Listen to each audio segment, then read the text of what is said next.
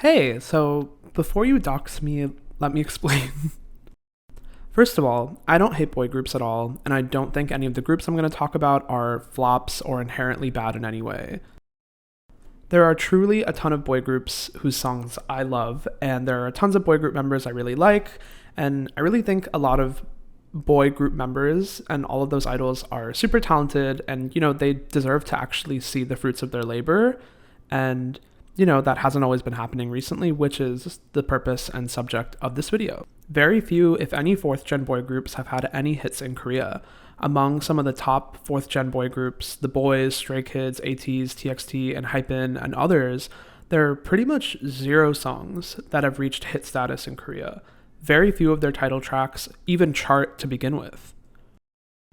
At the same time, though, girl groups are literally having a heyday that they haven't seen in such a long time. Like, in the same time period as all of those boy groups dropping song after song, groups like aespa, STAYC, IVE, G-idol, ITZY, New Jeans, and LE SSERAFIM have literally all had top 20 songs in Korea. I'm pretty sure right now, or at least a little while ago, the entire Melon top 10 was female idol songs. Girl groups are achieving real popularity, and their songs are too, and boy groups aren't. So what's happening here? Why are boy groups quite literally flopping? The answer isn't just that they suck or are cringy or have bad music, even if that's what you think. My hot take here is that boy groups are flopping on purpose. They're not trying to make hits anymore because hits won't sustain their careers. Flopping might actually be lucrative for them. People often assume that hits are what bring you success in the music world, and from one point of view, that probably makes a lot of sense. You need a song that people start to like, so then they want to see you perform it, and you get booked for performances. Then people start taking an interest in your other music, and they start to like you as a performer, and so on. And, from that thinking, you need a hit to gain fans, to make people like you, to have influence, and ultimately to make money. That's, for one way or another, how the pop music industry might work for some artists, and that might be more akin to how the Western music market has functioned. You might expect K-pop to function like that, since K-pop is, in some ways, a hyper-commercial and pop-oriented subset of the music world. But K-pop nowadays turns this whole structure on its head. The key to money-making, which is ultimately the goal of these K-pop companies, is not hits, but instead having engaged fans. Having fans and having general public interest in K-pop, as many of you know, are really different things. This is largely because people don't buy CDs or albums just for the sake of listening anymore. Literally, none of us have the CD players to play the CDs that we buy. If I like the song or love the song, I'll be streaming the song, but I'm not going to go out of my way to buy merch and fandom memberships and CDs. But if I'm a fan of the group, if I love the members, love their looks, appreciate their larger story, then I'll buy the concert tickets and I'll spend the money. Let's look at it this way.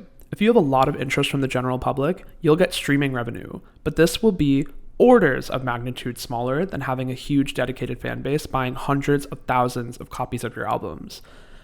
This used to not be a thing, back when you needed to buy songs and albums literally just to listen to them. So it was about whether you liked the music, not really about whether you were an engaged or invested fan.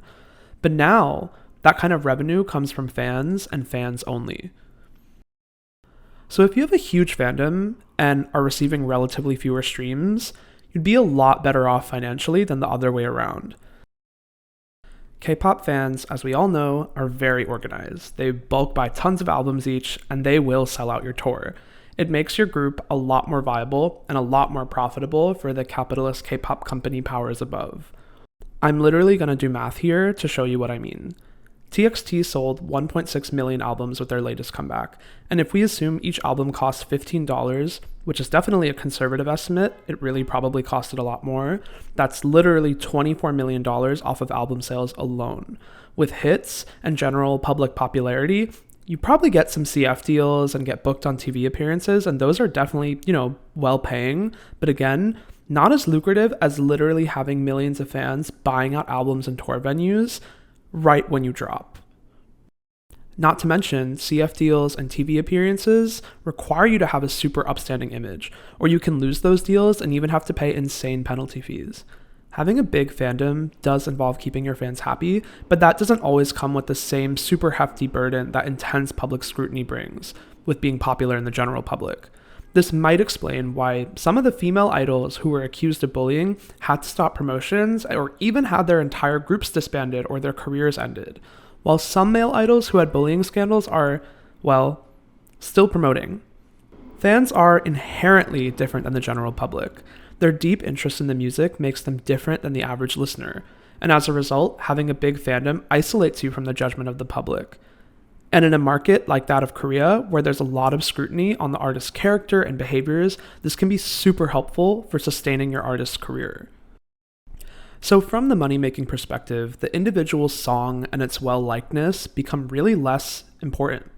The reality of K-pop right now is that you don't need well-known or even well-liked music to have a fandom, and this is especially true of boy groups. If you're hot, you dance well, you sing well, you rap well, you pull off a cool dance break, or you occupy a specific musical niche really well, you don't really need to have music that the general public or everyday listener can bop along to.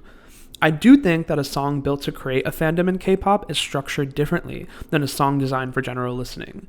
K-pop companies now almost exclusively target teens who are most likely to become invested and spend money on their favorite K-pop acts. And teens are likely to be open to a lot more unique styles, some of which older audiences might find discordant or weird.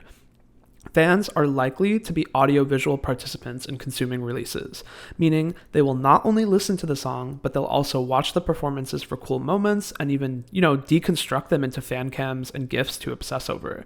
That's why some songs are most likely just built for fandoms. Songs that are built for fandoms will probably include more dance breaks, EDM drops, dramatic sound effects, fast raps, and contrasting melody lines. They give certain members moments to shine and draw in the listener and watcher in that way, and that's how they build fandoms. In contrast, a song built for a general public listener may be more of a smooth, catchy listen and focus less on raps, choreography, EDM drops, etc. You can literally see that in the music that's popular these days. Songs like IVE's Love Dive or G-Idol's Tomboy or Stacey's Run to You have relatively simpler song structures and avoid those noisy dance drops beyond, instrumental moments in the chorus or bridge. And those did really well on Korean charts, while more EDM, hip-hop oriented songs from boy groups comparatively did worse on charts.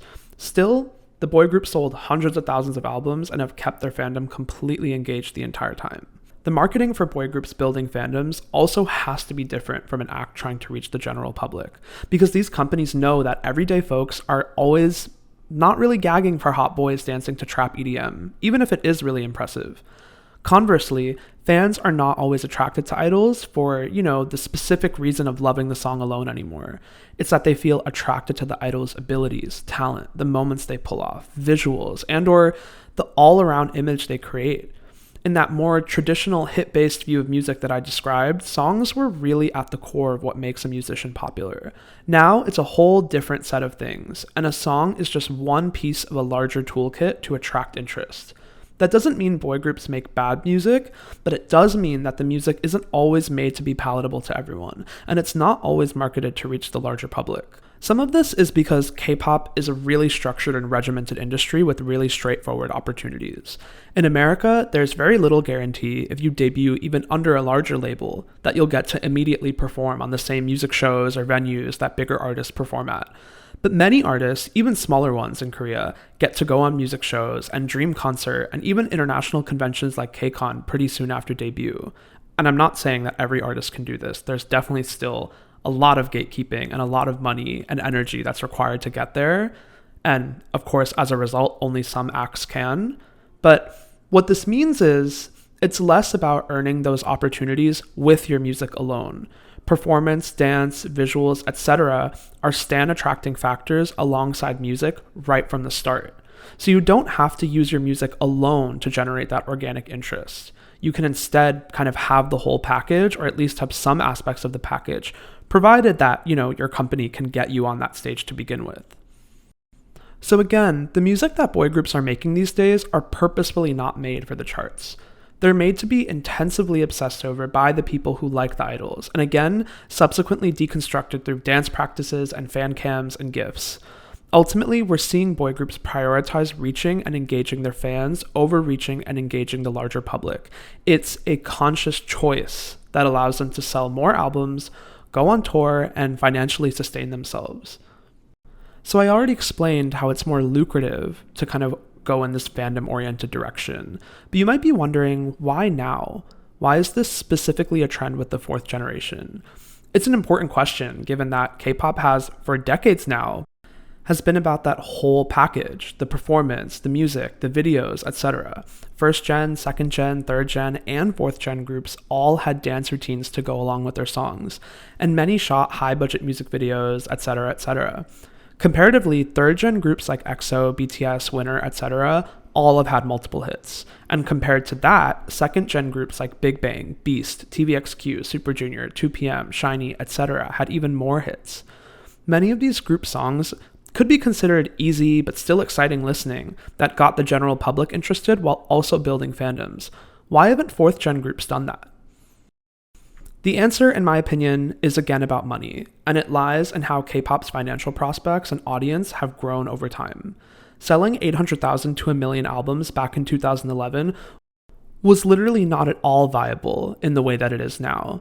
Even huge groups like Big Bang and Super Junior struggled to break 500,000 with their biggest releases, and these groups were unable to make a US or world tour anywhere near as profitable as groups can now, given how little attention and audience K-pop had abroad compared to what it has now. In other words, keeping the general public's attention was important for maintaining their financial prospects and their viability as a group. Boy groups wanted to be popular to get booked on TV, to have CF deals, to get members into acting, etc. And that, in my opinion, made K-pop a very public-facing industry for both boy and girl groups. Flopping literally wasn't an option before because it would mean you weren't going to be noticed at all. And you wouldn't have a huge fandom buying millions and millions of dollars of albums to back you up either. In some ways, this fandom-oriented framework is really cool because we see boy groups experimenting with all sorts of genres and niches because, frankly, they can. It's financially possible now and helps maintain the group's longevity.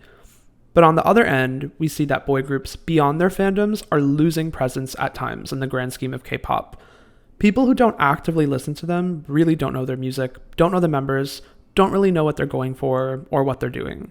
And this is becoming clearer and clearer in K-pop's home country in particular, where the general public, beyond teens or those really hooked into K-pop, seem to be pretty unaware of a lot of the more recent boy groups that have debuted. Or even if they are aware, they're certainly not listening to the songs enough to make them popular. This may be, in a traditional sense, a flop for boy groups, in that they're not dominating the digital charts or becoming super immediately trendy with their songs, the way, an IVE or Blackpink song does. But whether you see that as a crisis or a problem depends on your view of K-pop and what kind of music you like.